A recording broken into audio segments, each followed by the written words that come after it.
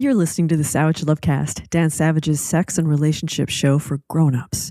If you're under 18, get out of here, young'un. If you're stuck in a relationship quandary, or if you're looking for sexual harmony, well, there's nothing you can't ask on the Savage Lovecast. Did you just take a dick pic? Or a tit pic or a hole pic? One of those pics you wouldn't want your mother to see or your employer? Before you send it to someone you feel or you hope you can trust, there's something you need to know. If you're in Vancouver or Kamloops or Victoria or Kelowna, if you're somewhere in beautiful British Columbia, there's something you need to know before you hit send on that dick or tit or hole pic. But first, it was a bad week for big rulings. Here's the NPR headline: the Supreme Court gives Trump a wave of victories in a blockbuster final week. The court okayed attacks on birthright citizenship, allowed states to defund Planned Parenthood, approved Texas instituting age verification requirements to view porn sites, and gave parents the right to opt kids out of schoolwork that conflicts with the parents' religious beliefs. So no Darwin, no geology. We can't be talking about rocks that are older than 6,000 years. And of course, in the issue in this case, no books that mention the existence of gays and lesbians and bisexuals and trans people. But there was one silver lining in the dark fucking cloud of Supreme Court rulings last week. The court upheld a key provision in the Affordable Care Act, aka Obamacare, that requires insurers, private insurers, employee insurance programs to cover preventative care, like cancer screenings, blood pressure medications, mammograms, and PrEP. The challenge to this provision of the ACA was brought by Christian business owners in Texas who objected to insurance, the insurance they provided their employees having to cover PrEP. That's the daily medication gay and bi men take to prevent HIV infection. And they objected to this because men having sex with men and not dying goes against their sincerely held religious beliefs. If they had prevailed, the people who brought this suit, 150 million Americans would have lost access to preventative care that they currently enjoy, including gay men on PrEP, but women who need mammograms and people who need regular cancer screenings. The court, surprisingly, ruled against the haters who want gay men to die. So, for now, my gays, your access to PrEP is safe, but do not take it for granted. Do not be complacent. They will try again, just like they kept trying again and again with abortion and voting rights until they finally won. Anyway, back to that dick pic you just took in Vancouver. In a week of very bad news down here, in a week packed with very bad rulings, it was somehow weirdly comforting to be reminded that bad rulings happen in other countries too. In what can only be described as fucking appalling, British Columbia's Civil Resolution Tribunal ruled that the province's Intimate Images Protection Act, their revenge porn law, didn't cover and offered no protection to a woman whose ex-boyfriend sent, quote-unquote, intimate images to her employer, dirty pics and videos she'd taken for him when they were still together, images he sent to her employer to get her fired for breaking up with him. The reason she wasn't protected under the revenge porn law? She took some of the pics that she sent to her ex-boyfriend at work, alone, in the office somewhere. No one knew about it until her asshole ex decided to try and get her fired. Reading now from the CTV news story from June 25th, reported by Ian Holliday, the woman, quote, had a reasonable expectation that her ex-partner would not share the images she sent to him with the public generally. According to the tribunal's ruling, if he'd posted these pics to social media or adult websites, that would have violated the law. But her ex sent the pics and videos to her employer for the purpose, he claimed, of investigating alleged workplace misconduct. And it gets worse. The tribunal also ruled that the images did not meet the definition of intimate because the woman took the photos at work on the employer's property during business hours, and the evidence suggested the locations where the images were taken were not always secure and private. And in what may be the most appalling line in the whole ruling at all, it was in the public interest for the ex to share this woman's images with her employer. In the public interest. So if you're keeping score at home or your finger is hovering over send and there's a dick pic on your photo or a whole pic or a tit pic that you're thinking about sending to someone you currently think you can trust, an intimate pic in British Columbia doesn't meet the definition of intimate pic if it was taken in a place where someone might have walked in on you taking it. By that standard, there's no such thing as an intimate pic. Because unless you're alone up there in the International Space Station all by yourself, someone could theoretically walk in on you wherever you are. Look, we all sometimes do things at work we shouldn't do. People fuck at work. People have a quick wank in the can at work. Not just men, women do too. And sometimes people take pics at work, dirty pics, when they think they're alone, when they have, even at work, a reasonable expectation of temporary privacy. Sometimes people get caught doing something they shouldn't at work, like the Senate twink, remember him? And then they have to face the consequences. But this woman's employer only found out after her vengeful ex decided to destroy her life by sending those pics to her employer. If a vengeful ex seeking revenge by sharing your dirty pics with your employer doesn't qualify as a violation of BC's revenge porn law because you took that picture at work, if the law supposes that, as Mr. Bumble puts it in Oliver Twist, the law is an ass. And not a nice one. Not one anyone wants to get a pic of. All right, 2 other quick shout outs. The Hetero Awareness Festival in Boise, Idaho, which we talked about at the top of the show a few weeks ago, scheduled for the same weekend as the city's Pride celebration. A total bust. The Idaho Statesman pronounced it a dud. No one was there. It was empty. Go online, look at the pics and videos. It is, I thought it would be a sausage fest. It was a nothing fest. I still want a t-shirt though. And in perhaps the most inspiring news of the week, the authoritarian ruler of Hungary, Viktor Orban, banned the city's annual Pride Parade and threatened to arrest anyone who showed up. 200,000 Hungarians, LGBT Hungarians and Hungarians who are just generally fed up with their authoritarian government telling them what they can and can't do, showed up for the Pride Parade anyway. It was Hungary's biggest Pride Parade ever. So, from the deserted hetero awesomeness fest in Boise, Idaho, to the packed Pride Parade in Budapest this week, there was some good news. All right, coming up on today's show, a woman in her 40s is still processing a rejection she got 20 years ago from a former professor. Was his behavior inappropriate? And a gay couple can't seem to find a third, also known as a unicorn, or in gayland, a horse via the apps. What are they doing wrong? And a polite homosexual calls in, wondering what he should do about his massive, massive loads. Is he obligated to warn someone who gave him permission to come in his mouth before he comes in their mouth that he comes a lot?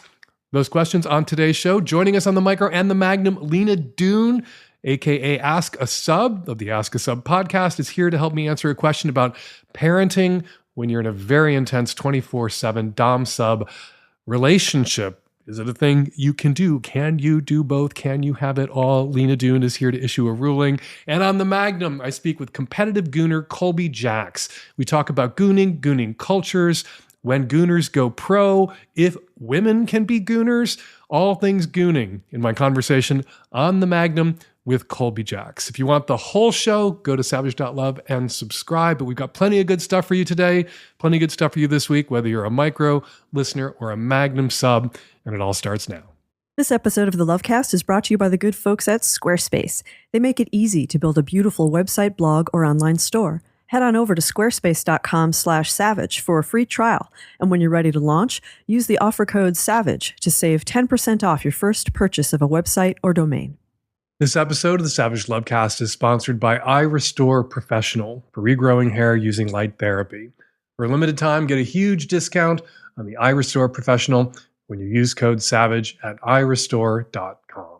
This episode is brought to you by Blue Land. Going eco has never been easier. Revolutionary, refillable cleaning essentials, eliminating single-use plastics. Right now, get 15% off your first order by going to blueland.com/savage. Hey, Dan, late 40s, single, hetero, divorced woman on the East Coast.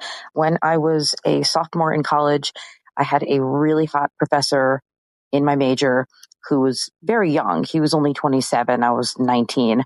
Man, he was hot. I had a crush on him. He was cool. finished the class, moved on. A couple years later, I was a senior, so I was now 2021. I decided to make a move. So I asked him out to coffee to discuss grad school options because he was a professor in my major. He was not my professor anymore, which is important. So anyway, I went in with the expectation or with the desire to kind of seduce him. And it worked. So we ended up hooking up and we kind of started a romance. And very soon after that, he dumped me because someone he liked more became available. So I was obviously extremely devastated. I cried and cried and cried. And years later, when I was in grad school across the country, I found out he was single and I sort of reconnected with him, tried to, and he was into it. I flew to see him again. And when he saw me, I guess he wasn't into me anymore. He just kind of friend zoned me for the trip. And I left the trip and I was completely devastated. And that was it. I never spoke to him again. So anyway, I obviously I've been over it for decades, but do you think this was unethical, what he did? Do you think this was, I obviously was the one, I was definitely the one who tried to get him to hook up with me and it worked. And he wasn't my professor at the time, but he had been my professor and he was a professor within my department. It doesn't really matter after all this time, but I'm just curious what you think. Do you think this was toxic? Do you think this was wrong of him to do? It definitely fucked me up, but do you think it was his quote unquote fault? Standards have changed. When I was in college, there were many professors, more than one in my small department, who had divorced their wives, their age-appropriate wives, and married grad students, married their own grad students.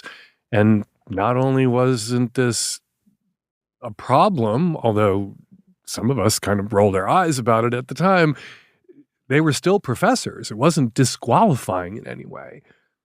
20 years ago, when you were pursuing this hot professor in your department, but not your professor anymore, the kind of relationship that you describe, where he was no longer your teacher, no longer your professor, you were no longer one of his students, probably not disallowed by university policy. Obviously not great. He had some power over you, some residual power over you. You were, your excuse to hook up with him, to go see him and seduce him was that you were pursuing an education, going to grad school, and you wanted his advice. And so in theory, he could have held a letter of recommendation over your head or refused to give you the advice that you wanted from him until you sucked his dick. But that wasn't what was going on here. He wasn't pursuing you. You were pursuing him. And by the standards of 20 years ago, that was probably all right. By the standards of right now, a professor fucking somebody, an undergrad, in their department that he could theoretically give or withhold a letter of recommendation from, he would probably get fired, probably get bounced. But by the standards of the time in which you were fucking him, I don't think you can engage in presentism here and make him the villain. I understand why you want to make him the villain. He hurt your feelings. The sex that probably felt really good at the time you were pursuing your hot professor. Now you see that in the rearview mirror. Also in the rearview mirror, one of the prisms through which you see all of your interactions with this guy is the humiliation that you felt when you went to see him years later when he was single. And what he realized when you got back together was he was no longer attracted to you in the way he once was, in the way he no doubt hoped he still was when he invited you to come visit him in whatever city he was living in. And that had to be an awkward, awful, scalding, humiliating trip. You felt rejected by him again without the benefit of having gotten a little fuck out of him again before he rejected you a second time. And you're angry, and now it feels like you're engaged in a kind of post hoc, not rationalization, but kind of post hoc attempt to indict him for what was not against the rules at the time, was at the time what you wanted from him. You wanted more from him. You might, if he hadn't dumped you twice, be with him, and then you wouldn't be sitting there thinking, oh, what has he done wrong? What did he do wrong? So I get it. It sucks. I think so much of the weird, complicated feelings we sometimes have about sex in our past, sex we experienced in the moment as good and fulfilling and consensual, and often even good and fulfilling consensual sex is complicated, and you can always tease out of almost any human romantic or sexual interaction problematic threads, things that later on, in hindsight, you might see as, oh, the reason this thing that didn't work out, where my feelings got hurt, probably shouldn't have happened in the first place. But you have to take responsibility for the choices you made, the guys you fucked, and the things you did, and the men you pursued. But yeah, did he do something inappropriate? Well, not by the standards when I went to college, where there were professors fucking grad students everywhere you turned. Their grad students who reported directly to them and marrying some of them.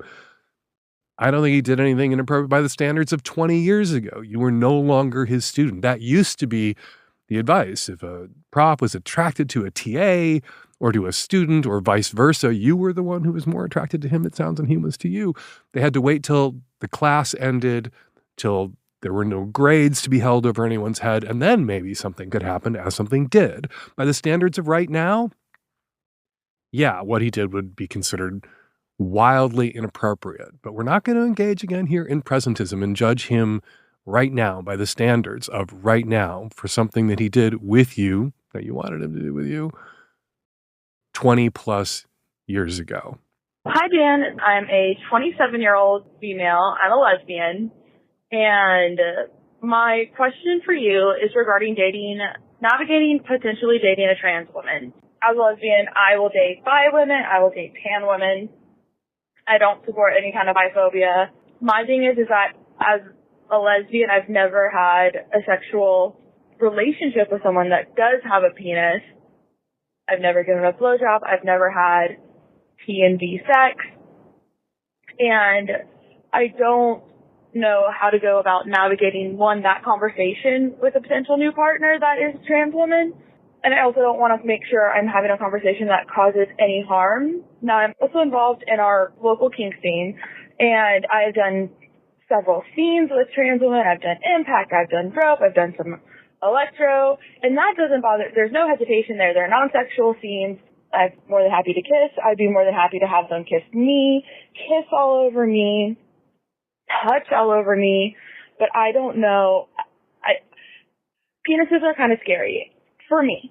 And I don't want to cause any kind of dysphoria to someone or any kind of contribute to any kind of transphobic narrative.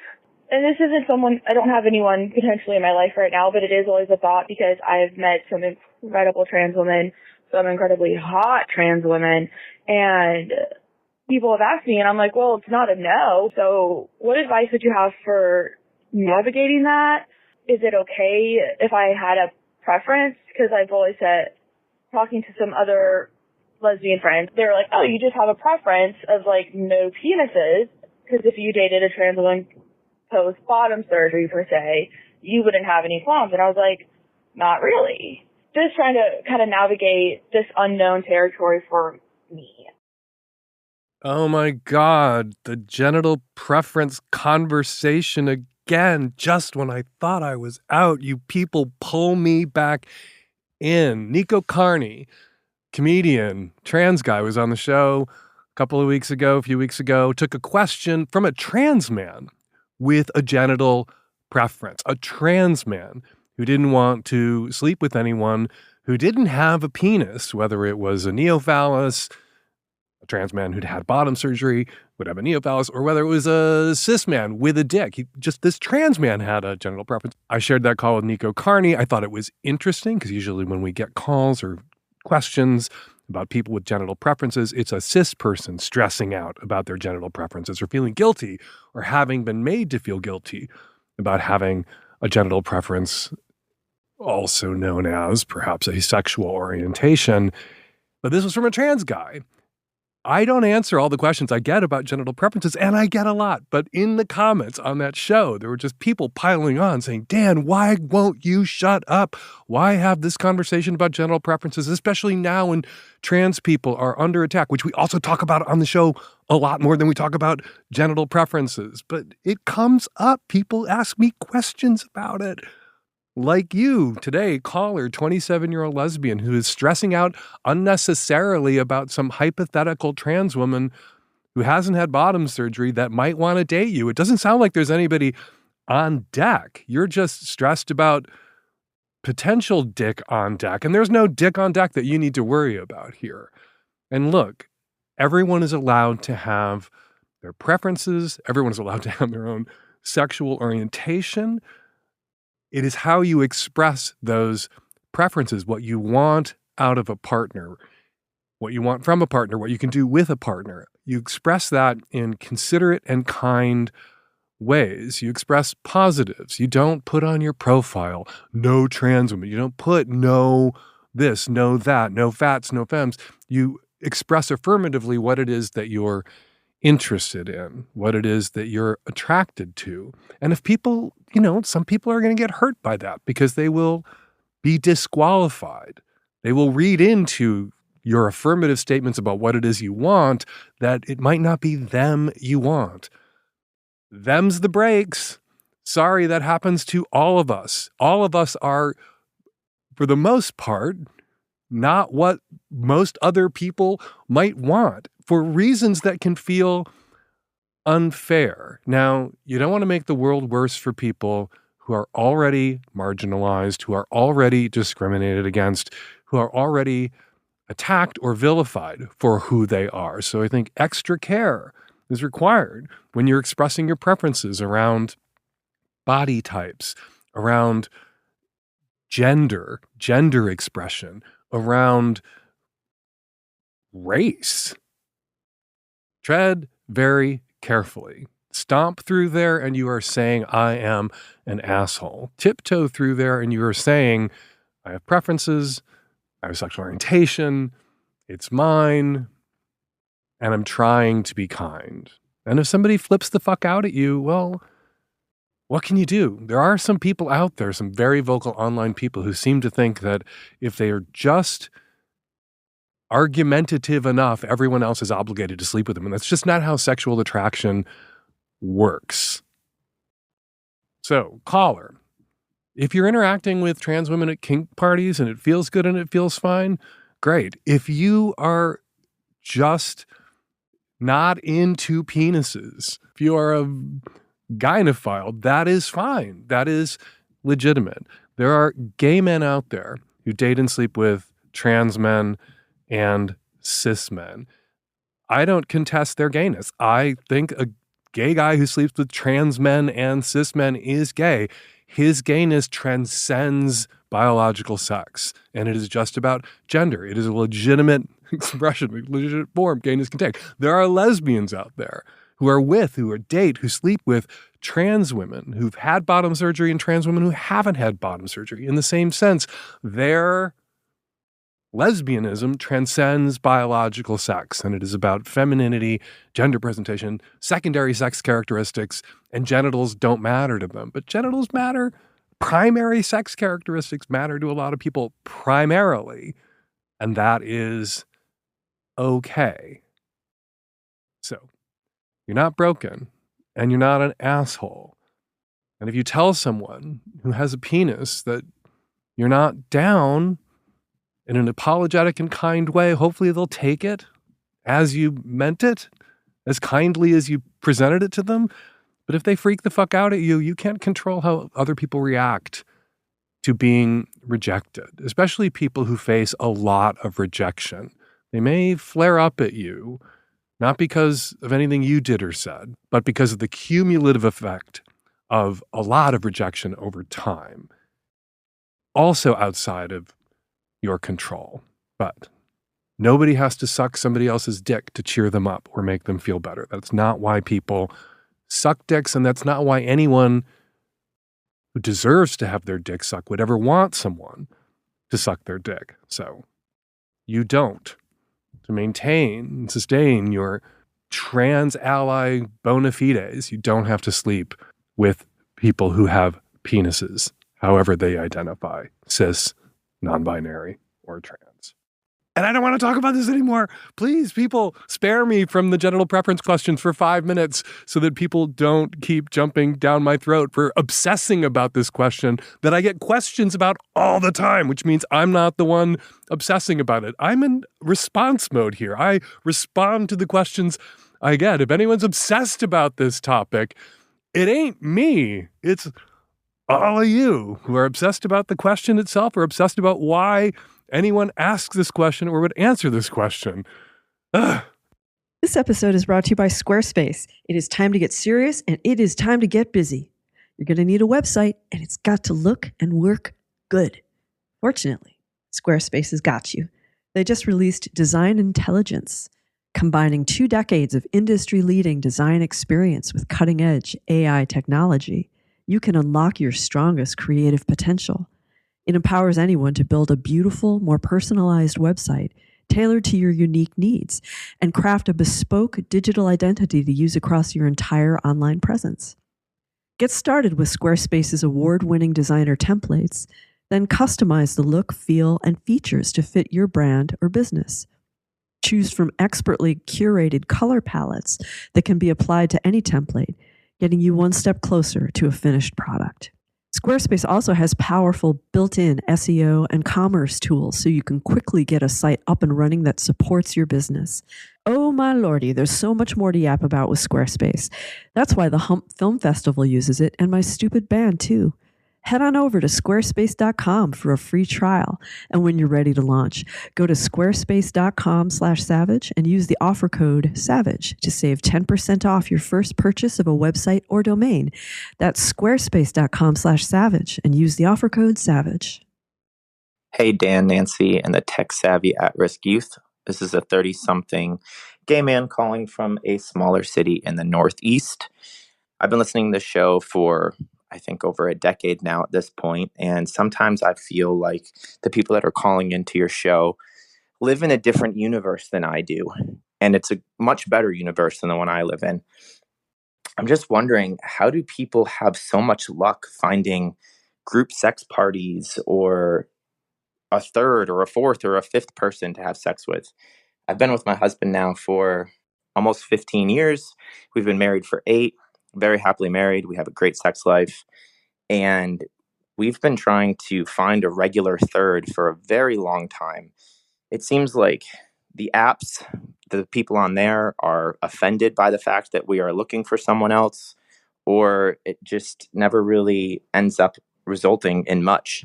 So I'm just curious, how best do 2 educated, I think good-looking 35-year-old men find more sex? Is that something that we have to travel for bigger cities for? Or is there other ways besides the apps that we can explore our kinkier side?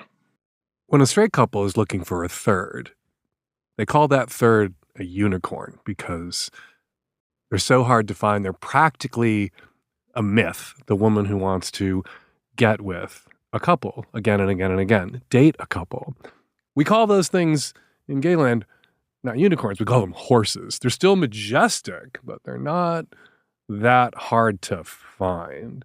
So I, in listening to your question, started to wonder what it is you two might be doing wrong. Maybe you're getting out over your skis. Maybe your ad seems a little too desperate to add a third partner to your relationship, as opposed to what you should be doing, which is maybe have a profile as a couple on a kinkier app and profiles as individuals where you say you're in a relationship, but it's open, and hook up with people. Very special guest stars, regular thirds. People don't usually say, I am looking to be some couple's regular third. What happens is somebody comes along who's down to fuck you or fuck your husband or get fucked by both of you, and you click and you actually enjoy each other's company as well as each other's dicks, and then you do it again, you hook up again, and then they become your very special guest star. They become maybe your low-key third before they become an actual third, before you emerge into thruppledom, because they keep coming back for more, and it evolves organically. So you didn't send the copy of the ads that you're putting out there that you're getting these negative reactions to, but maybe you shouldn't be saying looking for a third, just like looking for some fun, looking to hook up. As for finding those sex parties, the afters, the private sex parties, you kind of got to know somebody who's going, who's allowed to bring people. You kind of got to worm your way in. I'm told, I don't go to house sex party. That's not my, no judgment, no shame. Friends who go to afters, plenty of friends who go to giant private sex parties, kind of like the private sex parties that were shown in the movie Fire Island, Joel Kim Booster's terrific film, a riff on Pride and Prejudice, set, among the hypersexually active crowd that gathers on Fire Island, that kind of after. Those parties exist, but you kind of gotta know somebody. And right now, you say you live in a small town, maybe it's the size of the town, maybe it's your ad, maybe you're putting your ads on the wrong websites or apps. Create a solo and an individual account, get on Grindr, have a few hookups. If it goes really well, invite the guy back for seconds. If they come back for seconds, invite them back for thirds. That's how thirds happen organically. And also, you have the option of going to commercial sex spaces, commercial sex parties, bathhouses. You say you live in a small town. There might not be those sorts of public sex environments where you live. Might be worth traveling for. Might be worth going to a much bigger city on the East Coast for a weekend and getting on Grindr and the other apps there and see if that doesn't change your luck. But take a look at the copy. I think maybe the problem starts there. Take a look at the copy. If it looks like you're down for fun, that's one thing. If it looks desperate for a third to complete you as a couple, it's understandable that some people might have a negative reaction to that. So tweak your ad, go to the big city, go to a big city, fire up Grindr, go to a commercial sex environment where people can and do sometimes meet their regular guest stars, their very special guest stars, and even their thirds. Lots of great relationships, couples, thruples, quads, quints, and more have gotten their start in very sleazy ways and very sleazy spaces. Move on all fronts. This episode is brought to you by Blue Land. Are you getting microplastics all over your dishes? If you're using detergent pods, you might be. Your dishes might not be coming out of that dishwasher as clean as you hope and think they are, as clean as they might look. Getting those microplastics off our dishes is why I've made the switch to Blue Land. Not just their detergent pods, but for all the cleaning products around my house.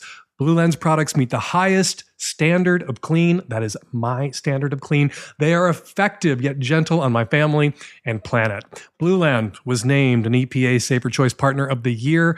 From cleaning sprays and toilet bowl cleaner to dishwasher pods and laundry detergent tablets, Blue Land's formulas are 100% microplastic free, made with certified clean ingredients, free from chlorine bleach and harsh chemicals.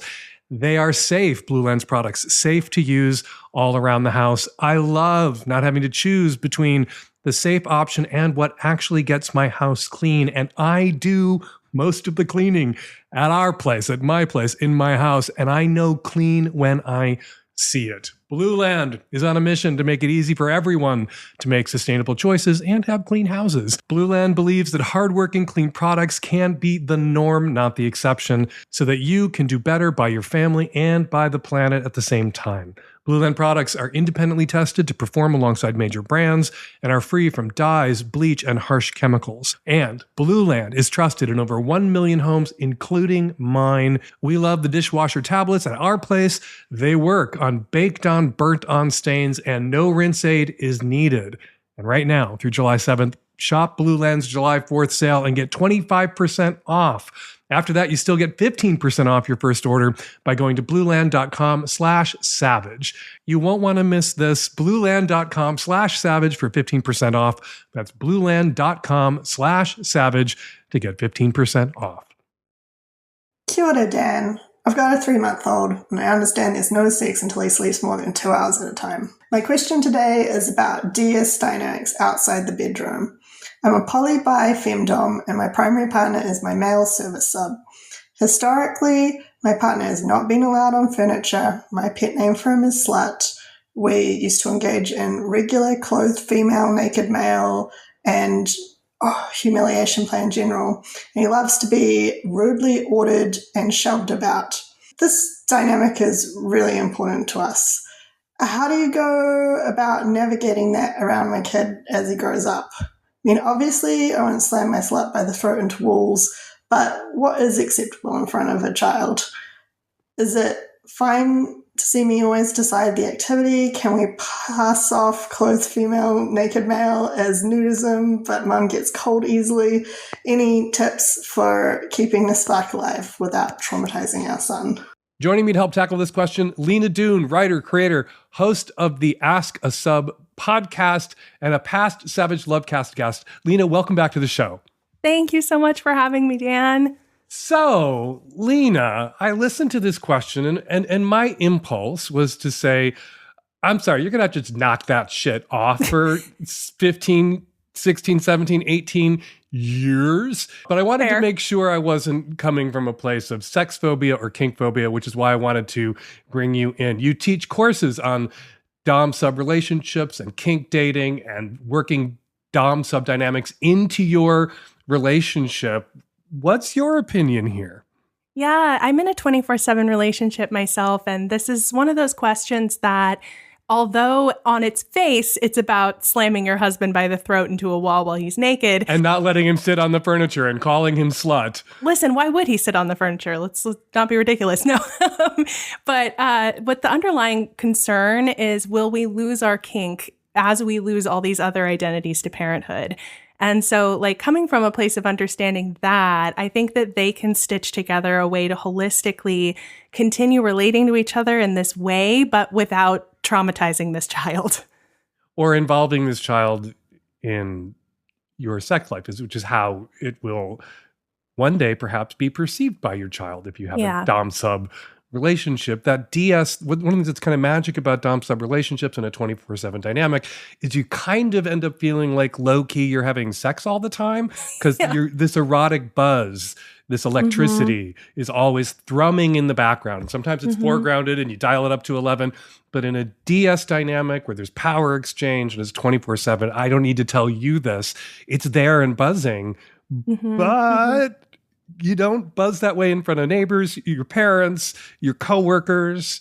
You have to figure out how to dial it down to such a low level that other people can't hear it, like a dog whistle.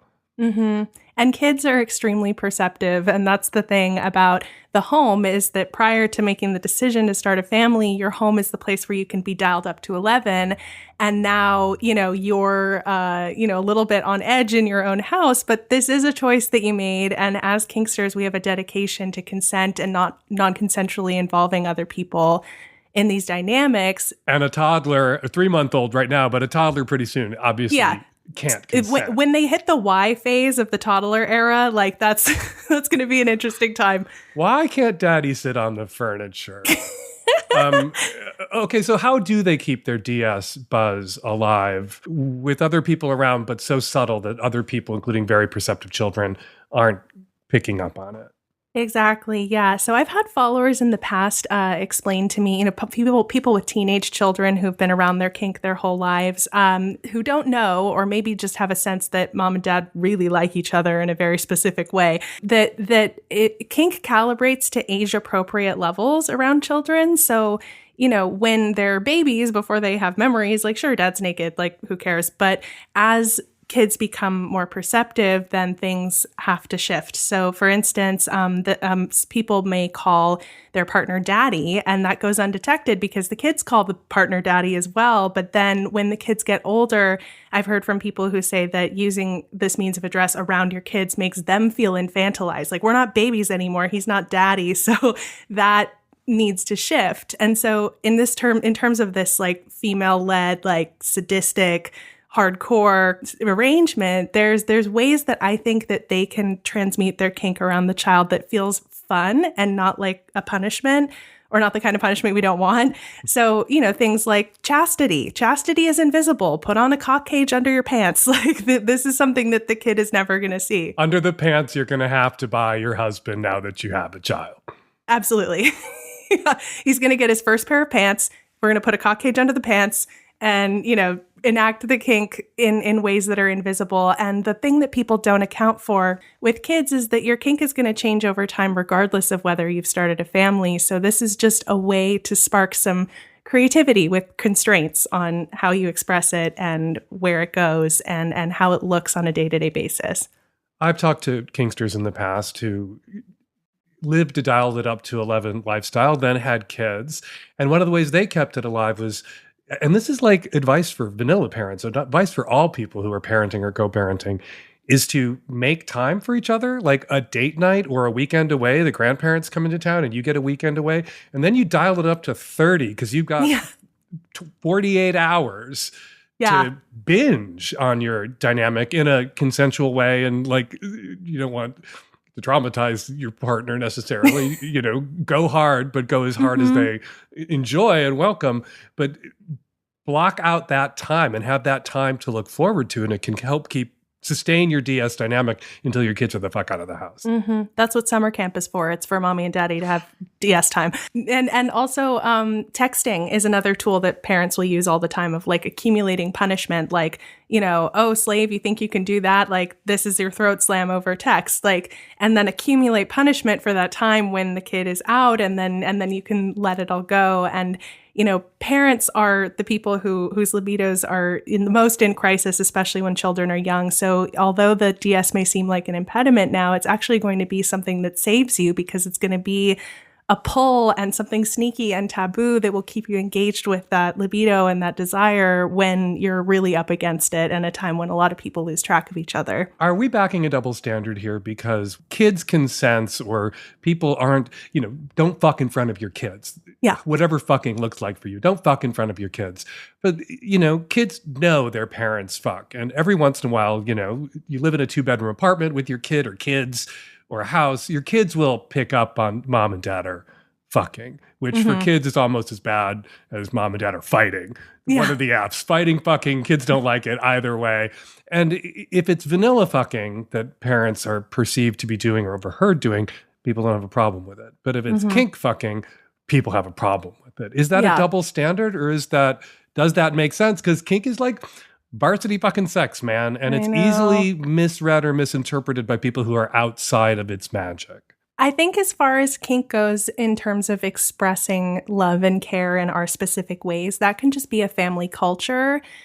But then when we talk about sadism and masochism, I think we're going a degree too far to try to get children to understand, having a nervous system that's like, is somebody getting hurt? Like, it's like having a pet in the house for sadism and masochism. It's like the pet doesn't know that mommy wants to be spanked. So, it's important to like think about those aspects. But then there's so much to kink that is psychological, that isn't just boiled down to the loud noises of a riding crop. Yeah. And get a footlocker with a padlock on it for the toys.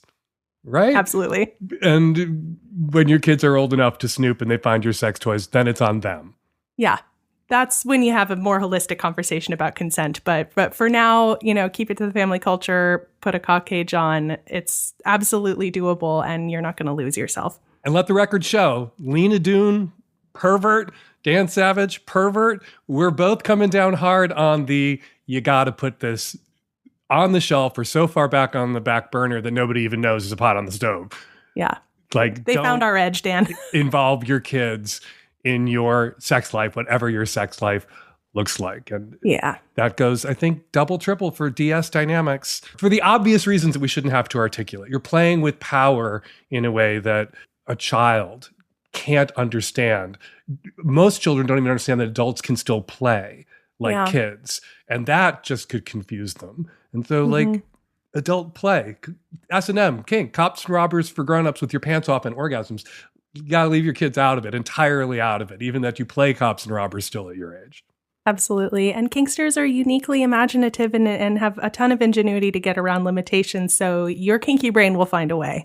Lina Dune, writer, creator, host of the Ask a Sub podcast. Follow her on Instagram at AskASub 2.0 and get her online courses on DS and kink dating at askasub.com. Lina, thank you so much for coming back on the show. Thanks for having me back, Dan. This is great. Okay, let's talk about something we all have to deal with, bad hair days. But, if the hair starts to go, those bad hair days become bad hair weeks, months, and years. But what if you could prevent bad hair days, whether it's a day, a week, a month, or a year? What if you could make bad hair a thing of the past? With the Eye Restore Professional, you can say goodbye to thinning hair and hello to fuller, healthier locks, and you can make it happen for yourself right from the comfort of your home. The Eye Restore Professional is clinically proven to regrow hair using an impressive 282 lasers and LEDs that deliver powerful light therapy directly to your scalp. Just pop it on while you're watching your favorite shows, reading, or winding down for the night. It's hands-free, lightweight, and incredibly easy to use, making it a seamless addition to your self-care routine. Want to really see your results? Pair your Eye Restore Professional with the Revive Plus Max Growth Kit and Revive Biotin Vitamin Gummies for the ultimate hair care upgrade. And for a limited time only, our listeners are getting a huge discount on the Eye Restore Professional when you use code SAVAGE at irestore.com. That's promo code SAVAGE at irestore.com to get a huge savings on the hair regrowth device you've been looking for. Start feeling and looking like yourself again today with Eye Restore. Hi, Dan. Mid-30s, cis gay male here. I was getting a blowjob earlier today, and as I was about to come, I did the polite thing and let the person know that I was about to come. He hadn't explicitly expressed an interest in letting me come in his mouth, but he latched onto my dick, so I knew that was what he wanted. Now, I am a pretty big shooter. I oddly find as I'm getting older, my volume and trajectory is increasing. And that has almost never been an issue for me. And in fact, most men I'm with have always been impressed by it. But as I was about to shoot, a question popped into my mind. Should I advise the person to expect a big load? What's the etiquette about advising about the volume of cum? Should we just assume that if your partner wants you to come in their mouth, on their face, or anywhere on or in them for that matter, that they should just expect what they get? Or, if you as the penis haver expect to shoot a particularly large volume, should you warn them? I am all about etiquette, so I would love your perspective. If there's some significant risk for drowning here, you should warn them. If not, letting them know you shoot big loads is optional. Some guys might like to be pleasantly surprised, a guy who's going down on you and you've said you're getting close. You've said you're going to come. You've given him the option of swallowing or not swallowing, of you coming in his mouth or not coming in his mouth. He wants your load. The bigger the load, usually, the better. And so he may be pleasantly surprised by the volume and intensity, the increasing volume of your ejaculate as you've aged. You're lucky. You're rare. Usually it's the opposite. Men, as they age, tend to shoot not as far and shoot less, but you are the exception to that rule, at least for now. Good on you. And the guys who are blowing you, big load, little load, they're there for the load. So you do not have to warn them. That said, you saying to the guy, sort of mock warning him, when you say, I'm getting close, do you want my load? And he says, yes. For you to say to him, I shoot big loads, he's not going to change his mind. He's not going to pull your dick out of his mouth and leave the room to compose himself. He's probably going to anticipate that big load and be even more turned on than he was a moment ago. So I don't think you have a duty here to warn. You just have to make your best guess in the moment what would turn the guy on who's sucking your dick more. To be surprised by your big load or to be anticipating your big load as he finishes the work. It's entirely up to you. All right, time for listener feedback. First up, a few comments listeners left in the comment threads about last week's show at savage.love. Says Ginger Snap to the caller whose partner won't go down on them. Life is too short to not have the orgasms you deserve. Your pleasure is not an inconvenience. You sharing yourself with someone is a gift. It should be, or you should be treated as such. Says JJ72. As a stoner who has smoked almost daily for all of his 20s, and as someone who has many friends who smoke weed as an anxiety treatment, I can sympathize with both the caller and her stoner boyfriend. But there's a difference between meds and weed, and it is not hypocritical at all for the caller to want to spend some sober time with her boyfriend, even though she's taking meds herself. Says AMPR about the same call. The side effects / behavioral effects of cannabis are much different than those of an SSRI. Not a valid comparison, Dan, especially with regard to personality. Says Jay Aglow in response to AMPR, and in my defense, the specific effects are probably different between cannabis and SSRIs, but I think Dan's analogy holds. The BF uses a psychoactive substance to alter his brain chemistry and finds it helpful. So does the caller who uses SSRIs. If she had mentioned anything about stoned him that she didn't like or affected her adversely, I might feel differently. And finally says, by Dan Fan, is Istanbul the new oxytocin? To read more listener comments and to leave a written comment yourself, go to savage.love, click on the latest Lovecast or column or struggle session, scroll down to the bottom, and join the conversation. And now, some of the voicemails Savage Love listeners left on our answering machine this week. Hi, Dan. This is a response for the guy who went from serial Mormonism to serial monogamism and wants a chance to explore his autonomy.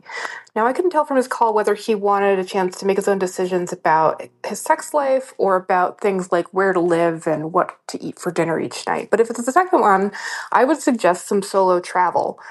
Now, I know travel's expensive, but get a nice credit card sign-on bonus, buy a ticket to a city where you've never been before and don't speak the language, and spend a few days just doing exactly what you want when you want to do it.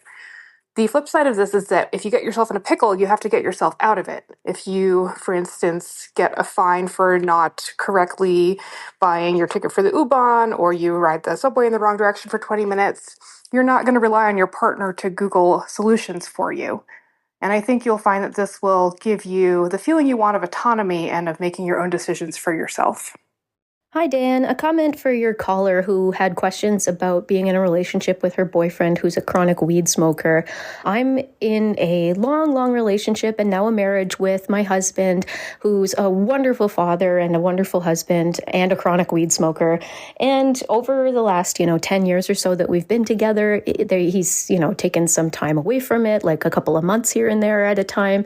And we've had some, issues in our relationship over it here and there. But at this point, it's a complete non-issue. This is just one of the strategies he has for dealing with anxiety. And just like Dan was saying, that's totally fine in the way that people do that.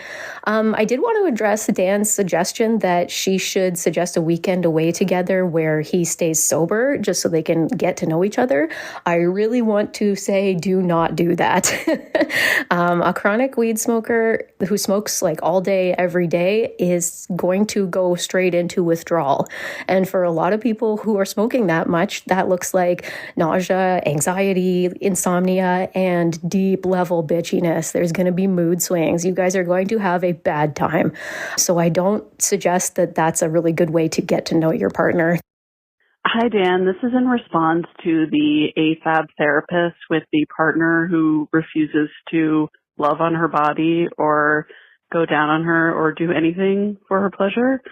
As one AFAB therapist to another, get away. This person is not your client. You are being so forgiving to them, but you have a hard job and you deserve to be with somebody who will love on you extra, not somebody who's going to be another project or client. Maybe they are struggling. Maybe they could use some therapy, but not from you. Get someone who's going to treat you the way you deserve to be treated, because your job is really hard. And we're going to leave it there. Got a question for me or a comment? Go to savage.love/askdan to record and upload your question or comment directly onto our website. Or you can make a voice memo on your very own phone and email us your question by sending it to q@savage.love, or you can call us at 206-302-2064. The call for submissions for the Hump 2026 Film Festival has officially gone out. Hump is a film festival that features homemade porn and indie smut created by real people.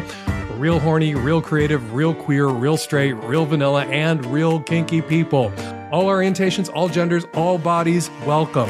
And every filmmaker whose film makes it into Hump gets a cut of every ticket sold. And if your film makes it in, it'll be screened in the US, Canada, and Europe, and stream online at humpfilmfest.com. Submissions due December 5th, 2025. Head to humpfilmfest.com/submit to learn everything you need to know about getting your dirty little masterpiece into my dirty little film festival. Follow me at Blue Sky at Dan Savage. Follow me on Instagram at Dan Savage. Follow Lina Dune on Instagram at AskASub 2.0. Get her podcast, Ask a Sub, wherever you get your podcasts, and learn more about Lina and Lina's work at askasub.com. Follow Colby Jax on Twitter and Instagram at Colby Jax. That's Jax spelled Jaxxx. And if you want to goon to Colby's content, you can find him on OnlyFans and Just for Fans. The Savage Lovecast is produced every week by Nancy Hartunian and me and Nancy and the tech-savvy at-risk youth. We will all be back at you next week with another installment of the Savage Lovecast. Thank you so much for downloading.